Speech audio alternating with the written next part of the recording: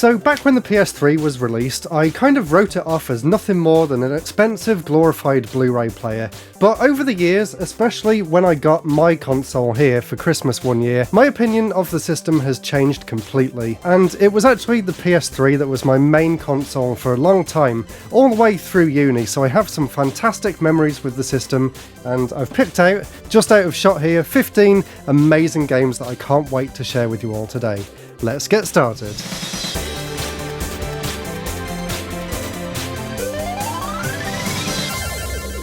So, number 15 is a game that I played at uni, but I've actually started replaying it again recently. The version that I played at uni was the original release, but I've got here the Plus version, which improved a lot from the original game. This is Atelier Arona Plus, and for those of you that don't know, I am a huge fan of Gust's Atelier series. I even picked up the special edition of my favourite game in the series, Manichemia, a while ago, and I was so excited to get that.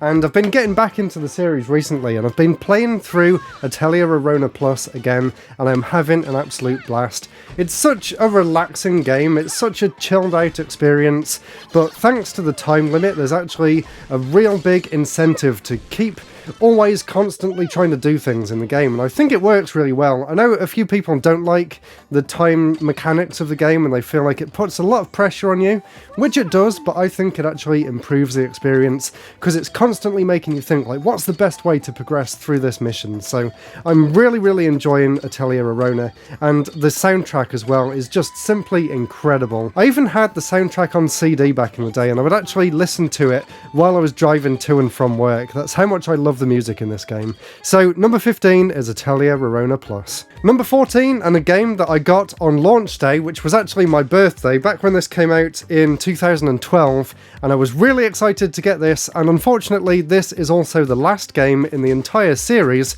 I'm talking about the PS3 version of SSX. Not quite the return to form I was hoping for, but I still really enjoyed my time with this. They improved it from the original trailer, which made it look like it was going to be like a crazy, gritty, Call of Duty style reboot of the series. By the time it actually got released, they went back to the more cartoony aesthetic, but they introduced a bit more realism as well, and I think it's a great entry in the series, and I've never actually played it all the way through, so maybe I'll do that at some point soon, because I really do like the SSX series, and the SSX series, in fact, was one of the first game series that I ever did a video on in my channel. You can actually go all the way back to 2009 and watch my retrospective, which was actually before this game was even released. So the 14th game on my PS3 list is SSX. Now, number 13 is a completely different experience from the other two, and this one plays best with the Move controllers, which were kind of Sony's answer to the Wii motion controls. The game I'm talking about here, I actually first played on the Xbox 360 with the Kinect, but when I picked it up on the PS3 and I played it with Move, it was just as enjoyable. And the fact that this also supported 3D, which was something that I really enjoyed around the PS3 era as well, made this one even more special. And this is another game that I've done a retrospective on the developer for, actually. This is Child of Eden. It once again has an incredible soundtrack by Genki Rocket, one of my favourite soundtracks of all time. This game is kind of an on-rail shooter mixed with a kind of audio-visual experience. It really is completely unique, and there is nothing else like it. Well, I guess Rez kind of, but it's still not really like Child of Eden. It is quite a short game, and I do wish there was more to it, but what is here is just absolutely stunning, and I really hope that Tetsuya Mizuguchi goes back to this formula and makes another on-rails musical kind of action game like this in the future. Child of Eden is such a unique game and definitely one of the highlights on the PS3 library for me. Number 12, this is a game that's actually getting a remake very soon, and I'm quite looking forward to it, although it sounds like they've changed it up, and I don't think the original developer is actually involved. This is Lollipop Chainsaw.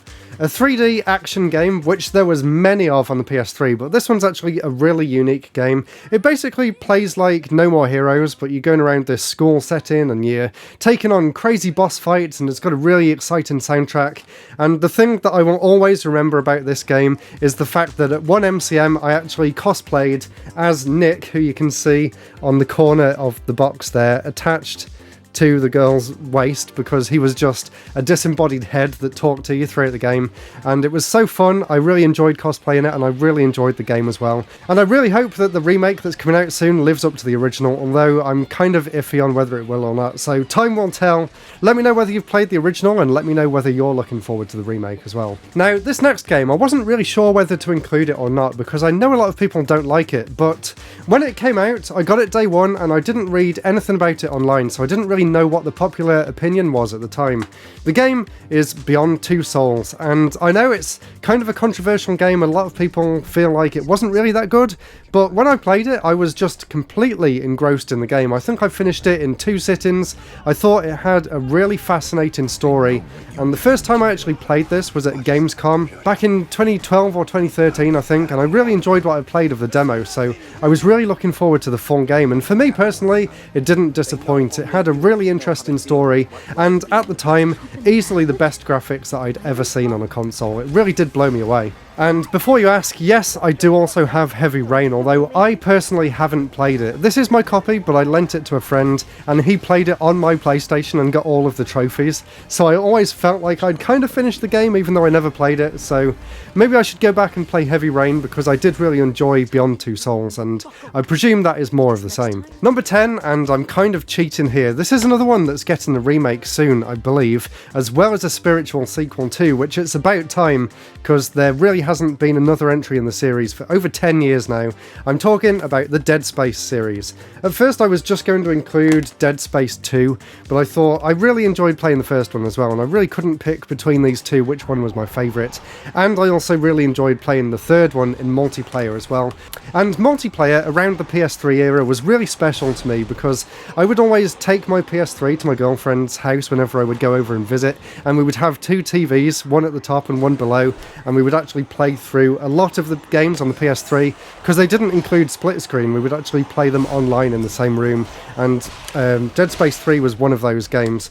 Although I really enjoyed playing the first 2 as well, although I remember getting incredibly frustrated at one point in Dead Space 2 because I decided to play it on hard, and I definitely suffered playing through that. But all 3 of them are great games, and that's why they made my top games list. Number 9, and another third-person horror game. This is one that I played before it came out too, and I actually played this at a launch event in-game where we actually went there at midnight, and we went into these sort of booths, and you could play the game and get some like nice little merchandise things while you were there as well. And it's another game that I did a cosplay for as well. This is Evil Within. And it's a really interesting game. I could have picked one of the Resident Evil games, but I thought this one was just a little bit more unique. It kind of feels like the older style Silent Hill games with the sort of psychological aspect to it. I thought it was a really great third-person horror/action game, and the sequel that came out on the PS4 a few years later was fantastic as well. But here is my original PS3 copy. A really cool special edition box as well, with this sort of 3D hologram of the brain there. So, highly recommend Evil Within if you've got a PS3 and you want to play a really unique third-person horror game. Now going from an 18+ horror experience to one of the most colourful games for the system in one of my all-time favourite game series, this is Sonic Generations. What an incredible game this is. I'm really looking forward to playing it on stream actually. If you don't know, I've just started streaming on Twitch and I'm planning to play through all of the Sonic the Hedgehog games, and I can't wait until I get round to this one. Once again, at the time, I was just blown away by this game. The graphics were amazing, the remixed levels, it had all of the amazing music remixes too. It's just such a fun experience. It is quite short. I did finish it back in the day in one sitting, but I definitely think it's the best Sonic game on the PS3, and one of my personal favourite Sonic games in the entire series. They really did perfect the formula with this one. And then of course, Sonic Forces came out and they went horribly wrong with that, but well, they got one boost game right at least. And of course, before that, I had the pleasure of playing Sonic 06 as well, and I'm sure you all know what that game's like. Of course, I'll be streaming both of these at some point, so check out Twitch if you want to see me suffer through Sonic 06.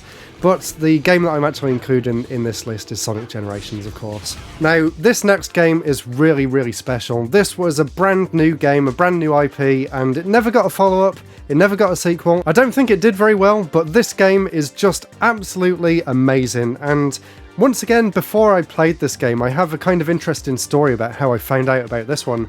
So I went to uni to study game design. I've done a few podcasts in the past talking about it if you want to find out more about that. But one of the things that happened while I was at uni, we used to get guest lecturers in sometimes, and someone from Team Ninja actually came in to talk about how they made this game, and that game is Enslaved Odyssey to the West. What an incredible third-person action game. I know I said the PS3 is full of incredible third-person action games, but this one sits really highly on my list. It's such a unique game. The environments and the storytelling in the game are just outstanding. It does have a few issues in the frame rate department, but it really didn't put me off the experience. I definitely recommend it if you want something completely original and completely different. I don't know whether there's any modern way of playing the game. I know it did also come out on the 360, so maybe that version's backwards compatible, but I really wish that Team Ninja would go back and revisit this. It's just dying for a reboot and a remake. And the ending for the game, I know, is kind of controversial among people, but I just thought it was absolutely mind-blowing at the time. I really didn't see that coming, so I'm not going to spoil it here, but if you've played Enslaved, then you know what I'm on about, and it was such a unique experience. Another third-person action game now, and I don't know where my other two games have gone. I've got some of my PS3 games here, but not all of them, and that series is the Uncharted series. I've got the first one here, and that's probably the worst out of the three, but it's the one where I got my start, and it's kind of basic in a way, and you can tell that they were definitely struggling trying to make a 3D action game, but they definitely perfected it by the time the second game came out. So pretend I'm holding the second game here, because I'm really talking about Uncharted 2 with this one.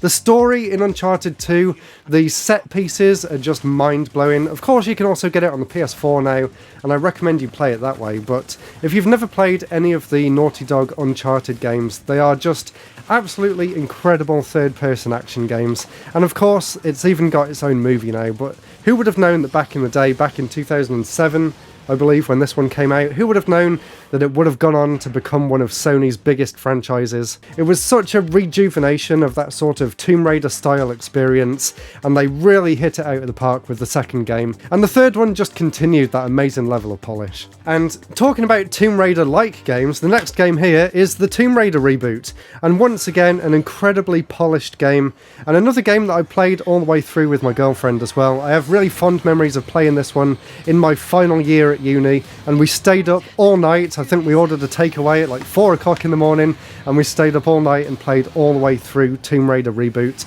and it is just an incredible game. The set pieces once again in this game are just outstanding, and it went on to become an amazing reboot of the series as well, with a few great sequels too. They took everything that was great about the Uncharted games and put that back into the Tomb Raider series, so it really went full circle in a way, and it's definitely one of my favourite third-person action games of all time. I also remember that this was the first game that I played when I got my brand new full HD TV and a soundbar to go along with it, so it was a great experience as well. Now for a genre that I haven't mentioned yet on the PS3, and there was some incredible games in this genre. This is the arcade racing game, one of my favourite genres ever. There was loads of games, I've got just a few of them here. Games like MotorStorm, Split Second was an incredible arcade racing game.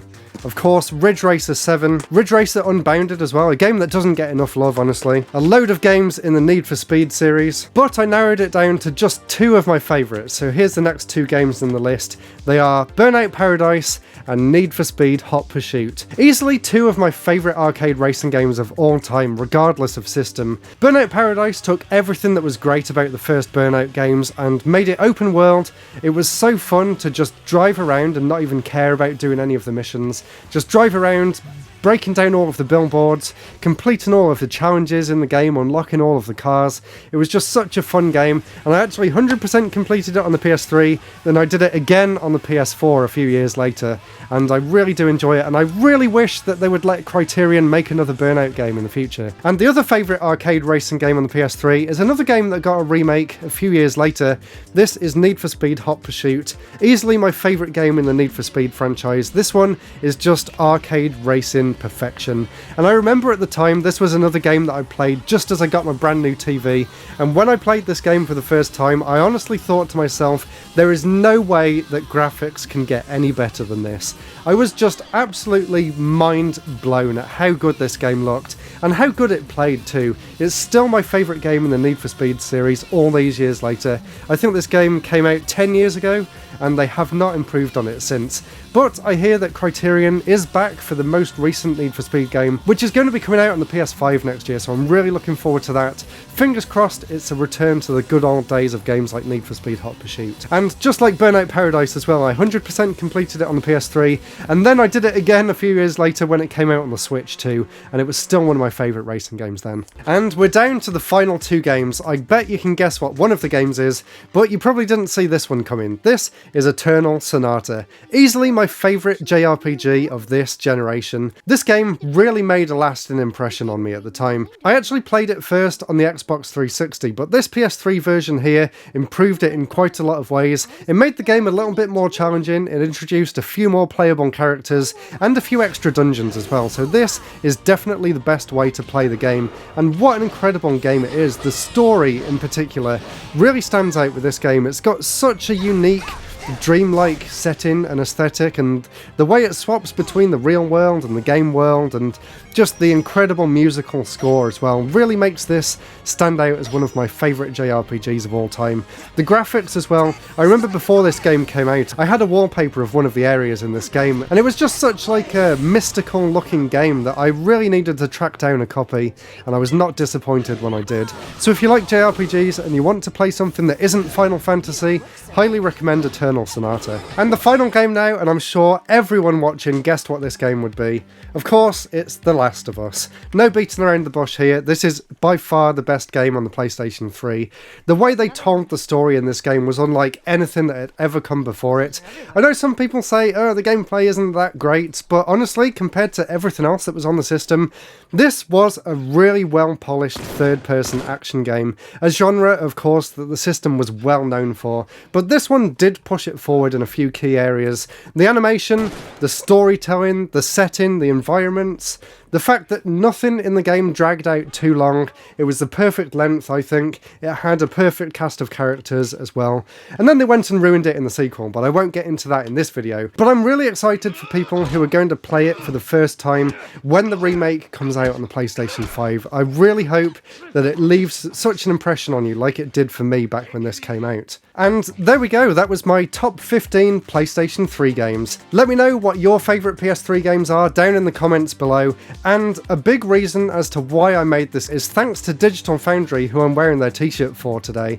They have been producing some incredible videos on the PlayStation 3, so I'll link to some of those down in the description below. Definitely go and check them out. They've been going through all the games that run in 1080p, and it's a really interesting video series. Check out Patreon to join all the incredible people going across the bottom of the screen right now. Check out the playlist up here if you want to see some more top games lists from me, and I'll see you all again very soon. Goodbye.